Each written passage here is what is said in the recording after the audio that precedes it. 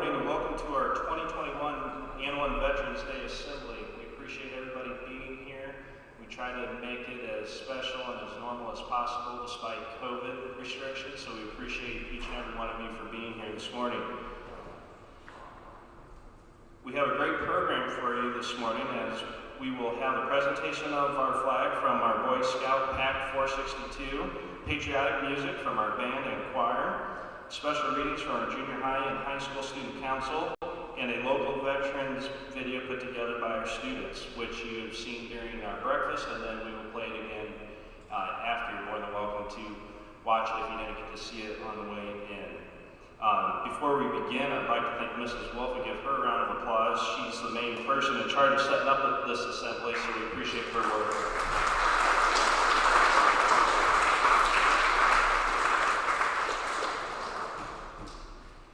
We're also fortunate enough to have a guest speaker this morning.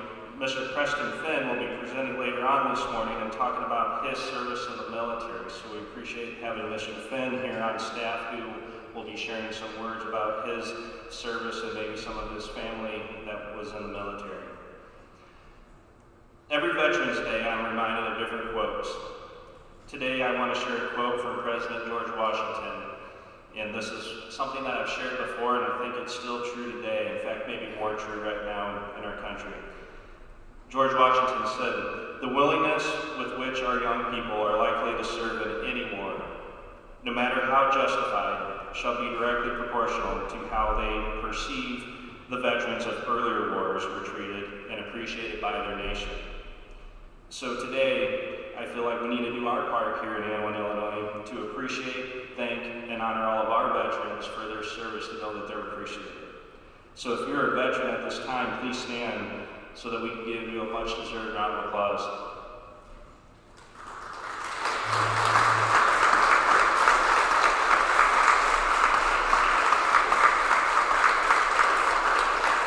Thank you.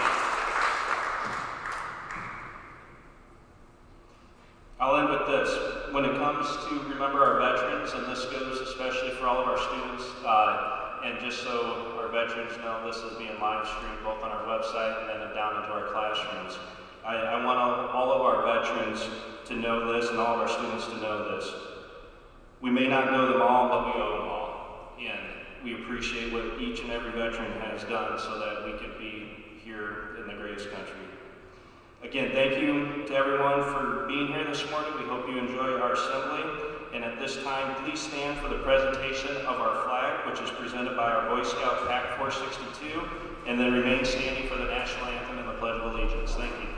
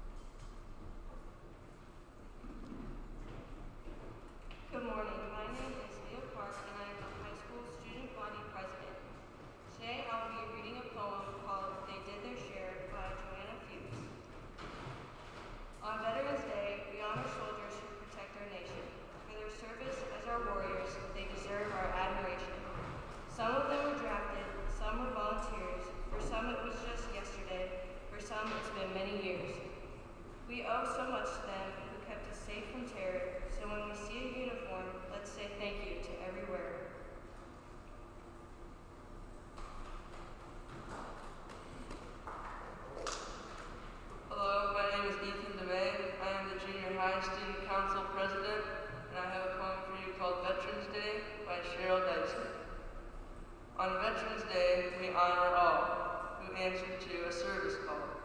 Soldiers young and soldiers old fought for freedom, brave and bold. Some have lived while others died, and all of them deserve our pride. We're proud of all the soldiers who kept thinking of red, white, and blue. They fought for us and all our rights. They fought through many days and nights. And though we may not know each name, we thank all veterans just the same.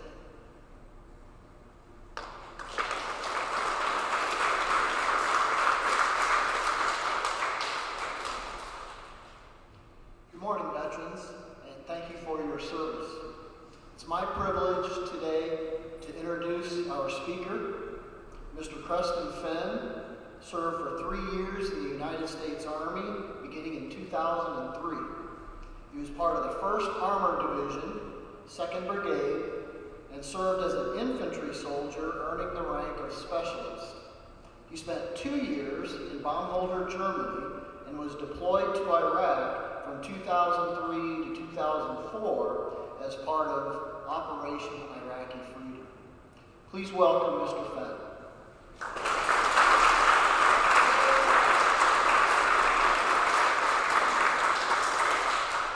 Good morning, Mr. Nordstrom, Mrs. Wolf, Anawan, Mr. Julich, students, fellow veterans. Thank you for inviting me to speak today. I begin with a quote by former President John F. Kennedy. A nation reveals itself not only by the men it produces, but also by the men it honors, the men it remembers. It is a great honor to be the voice to remember, honor, and commemorate the men and women who have lived and died for the simple notion of duty for their country. While thinking about what I wanted to say for this speech, I couldn't help but think that I was not good enough for this honor. I'm not a war hero or famous person.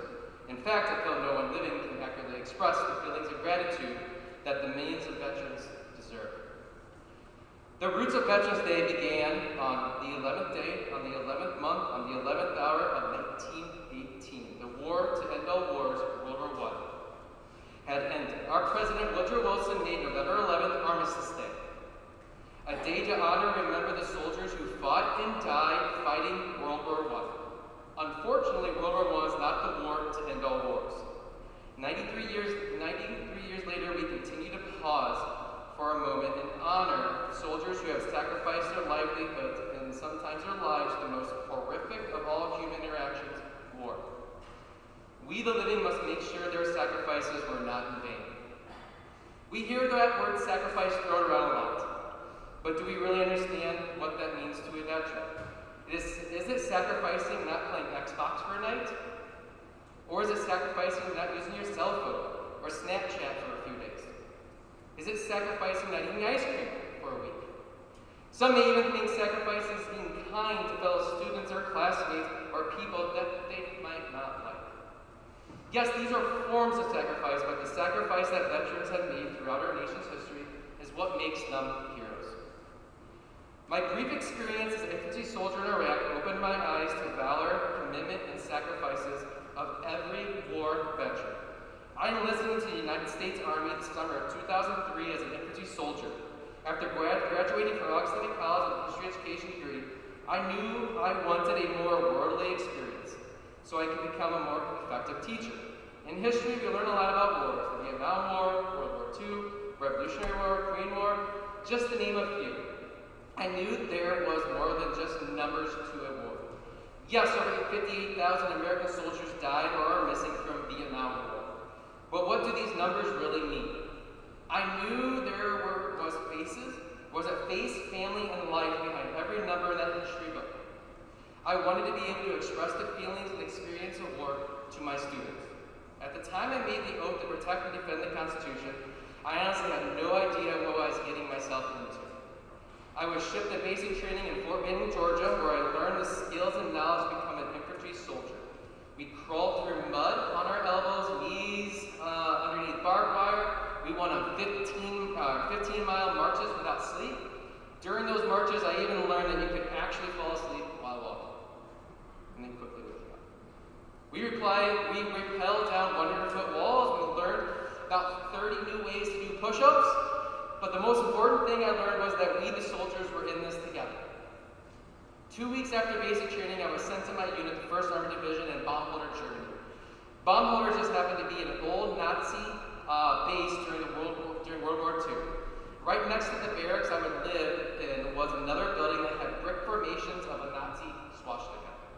It was eerie to say the least. While arriving in Germany, I found out that my unit was already deployed to Baghdad, Iraq. So not 3.5 months into my military career, I would trade in my 2-bedroom apartment in Rock Island, Illinois, for a cot in Saddam Hussein's palace.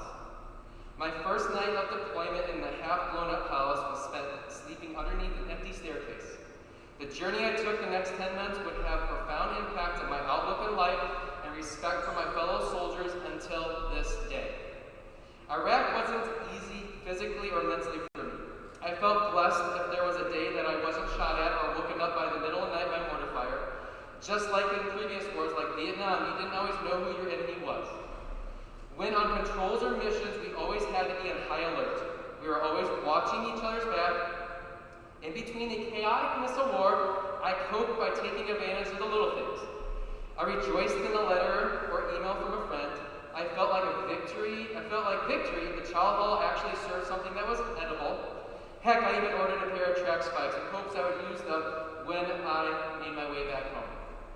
I played video games, watched horrible movies that I bought off Iraqi children. I kept myself together by creating a routine for myself. As many know, I am quite fond of running. Every night or morning that I wasn't on guard or patrol, I would go for a run, sometimes two. It was the one thing that kept me me. I would then return, eat a Clif Bar, drink a Gatorade, and yes, watch 2 thrilling episodes of Friends. That was my life. Then before you know it was time to go back to Germany. My unit, who had been in Iraq for 12 months, packed up the Humvees and 5-ton trucks and was ready for the journey back home.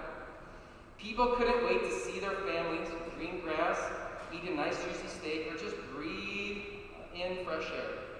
Myself, I couldn't wait to go on a long run where I didn't have to worry about threat of bombing or attacks.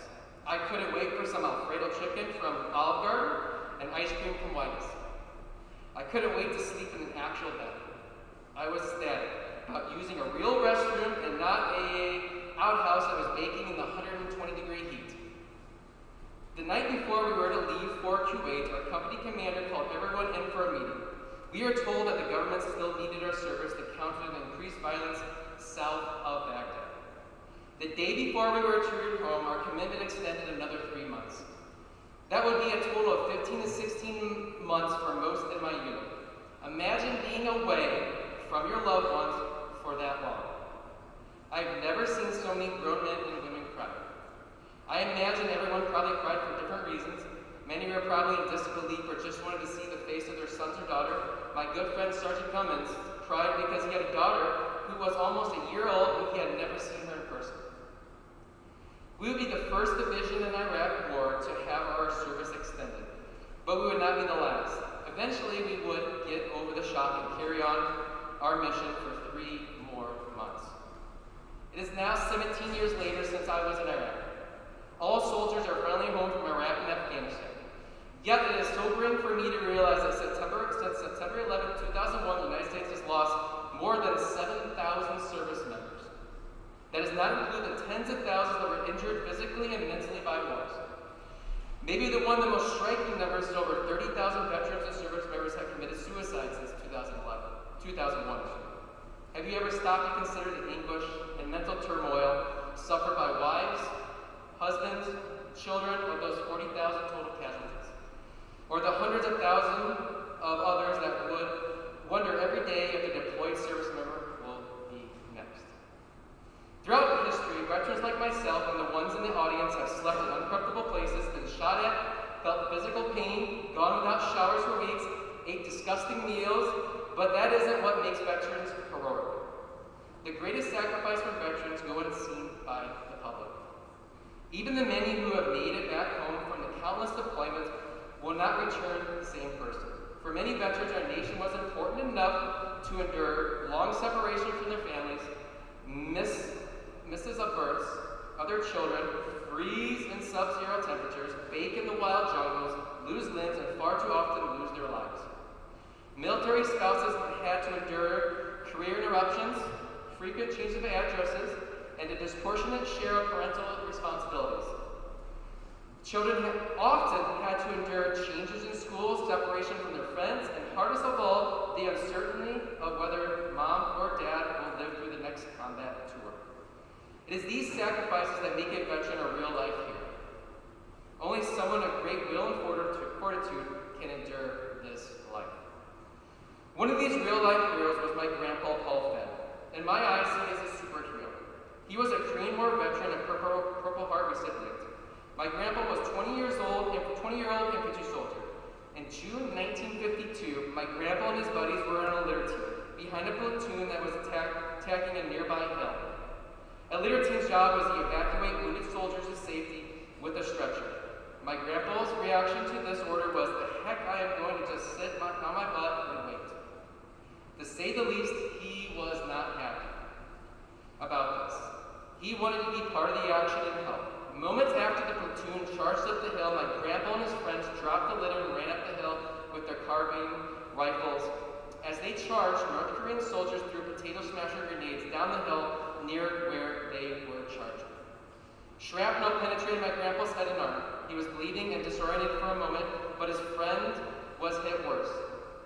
He cared for his wounded friend until the medical help arrived. He then continued up the hill, lagging behind the initial charge. He came across another wounded soldier during the ascent. Alone, my grandpa carried him on the shoulder of his good arm. My grandpa was losing blood, but he continued to charge up the hill with this unnamed soldier on his back. He carried the wounded soldier until he was too weak to continue because of the blood loss and the shrapnel in his head and arm.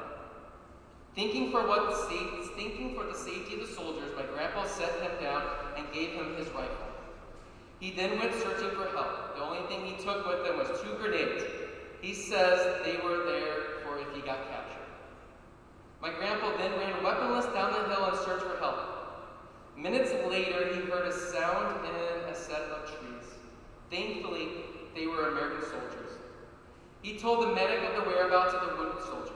My grandpa would later find out in the hospital while nursing his wounds that the soldier he carried up the hill to safety made it okay.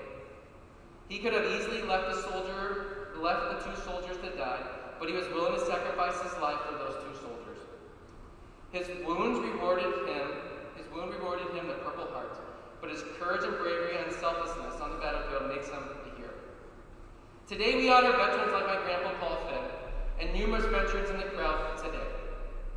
We honor heroes that have sacrificed so much throughout our American history, and we also honor the more than 1 million American men and women who have given their lives to their country since our nation's founding.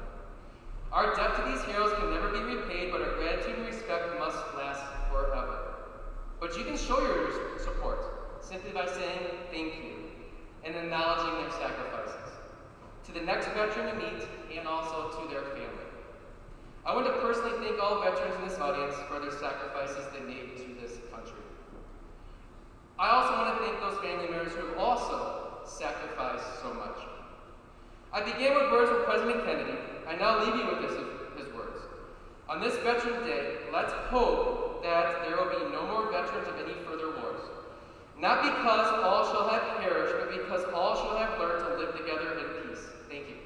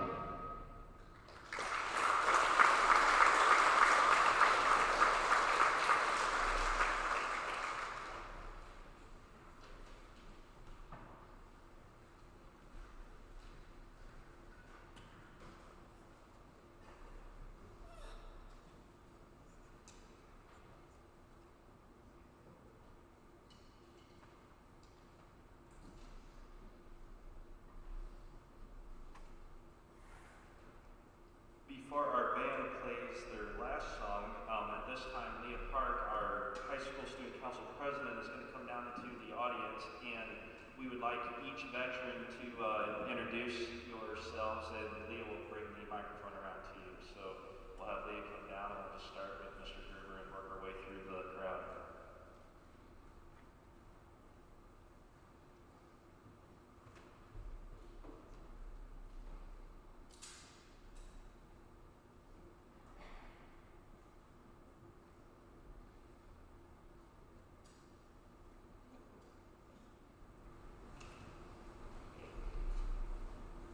Okay, good morning. I'm Gerber. I served in the U.S. Army from 65 to 68.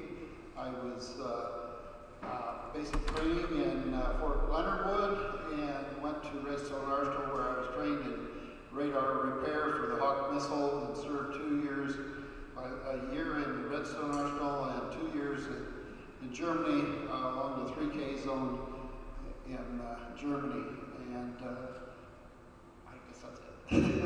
Just,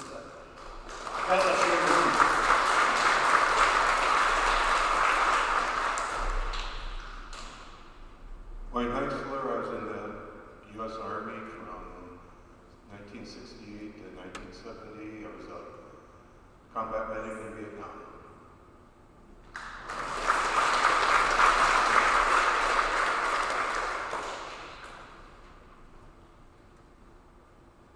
Jim Wanamaker, United States Army, Germany, and Iraq.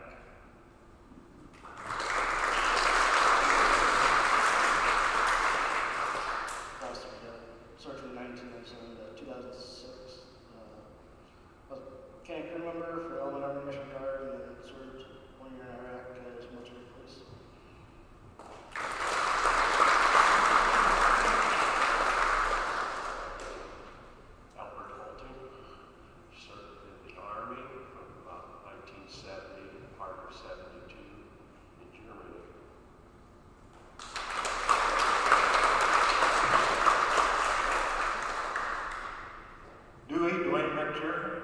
Spent 3 years in the Army, 1969, 1971, 1 year in Vietnam, 1 year in Germany.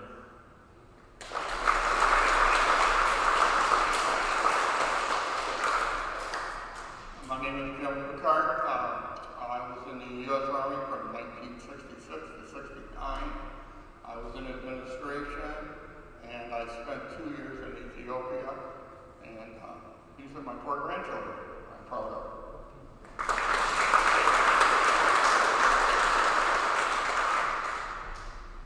Sherman, I was in the Navy for 20 years, retired senior chief, and I was a missile technician on submarines.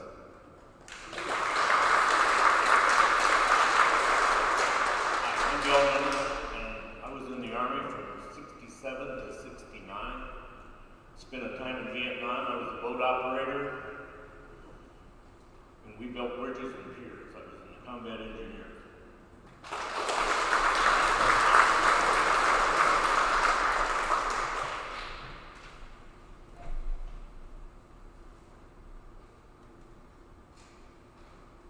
My name's Doug Murray. I'm from the Toulon area. Have been past commander now of the Toulon Legion for more years than I can remember or wanted to be in that leadership position because it was harder and harder to get veterans that really, as they aged. Our greatest generation, I had a grandfather in World War I, a father in World War II that liberated a concentration camp, and he never had the same feelings for the Nazis after that. It was just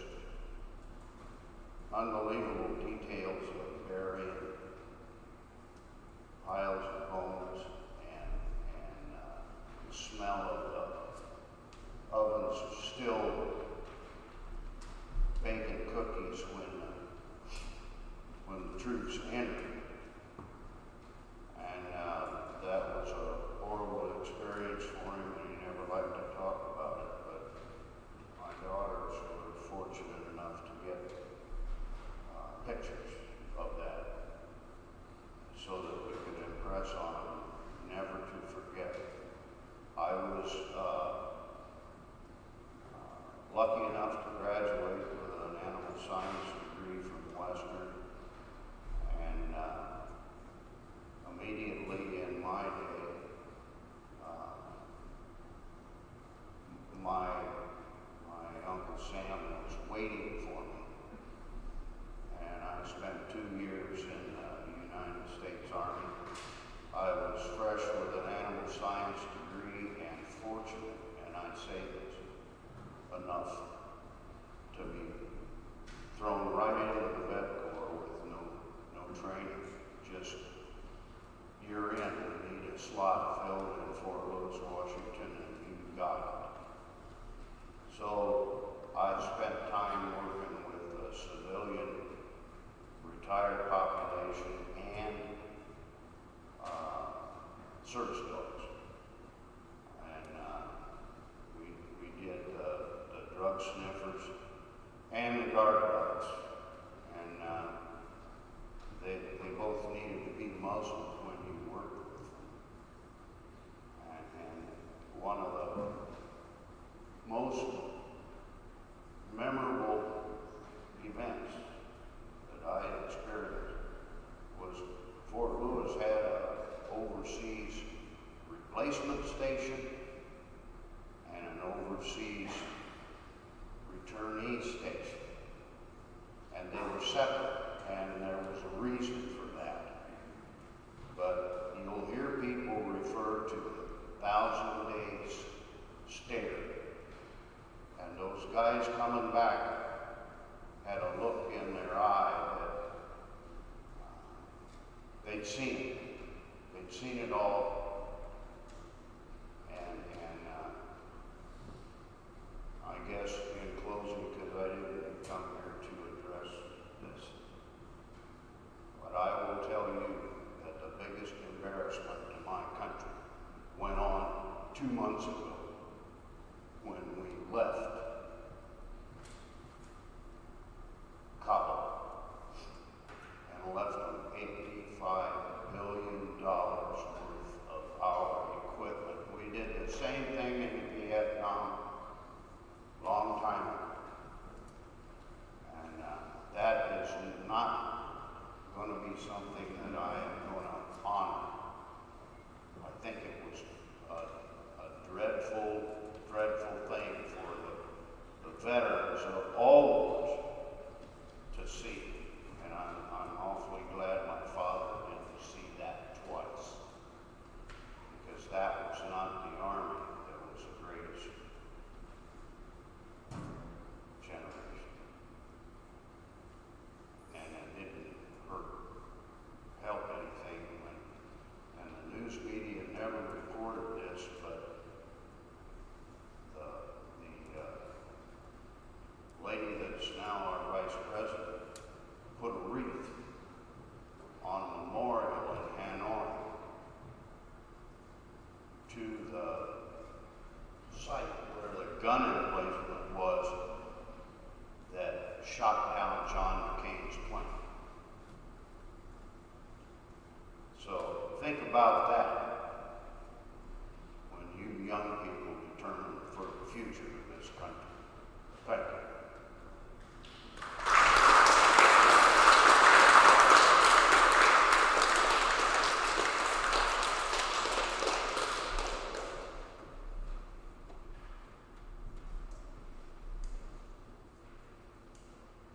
Thanks again to all of our veterans, and we are going to have one more song from our band. This is the Marches of the Armed Forces. When the branch that you served, when your song comes on, we ask that you please stand. And then also one more announcement. After Mrs. Heitzler's done with her closing remarks, we'd like our veterans to go to the back of the gym and we'll take our picture of you guys underneath the basket, all of you back there. So at this time, we'll have our high school band play Marches of the Armed Forces. Thank you.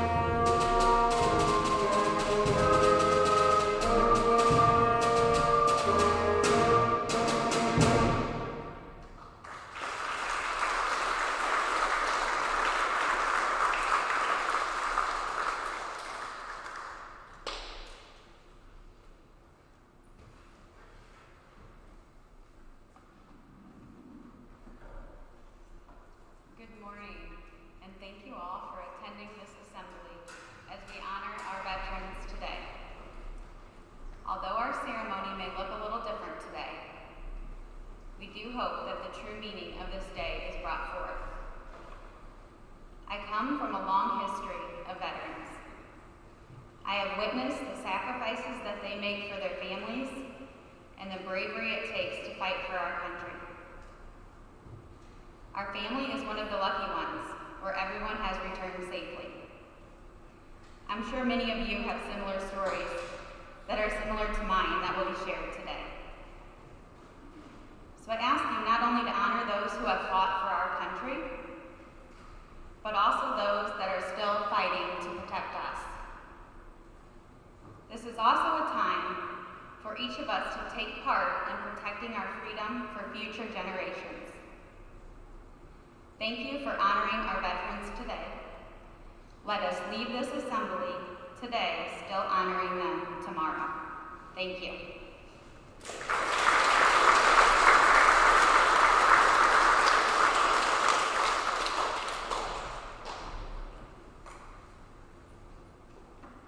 Thank you, Mrs. Heitzler. That concludes our Veterans Assembly. Again, thank you everybody for being here, making it a special morning. Again, if we can have our veterans meet underneath the basketball hoop in the back of the gym, we'll get your picture. And if you want, you can watch the video again, the slideshow,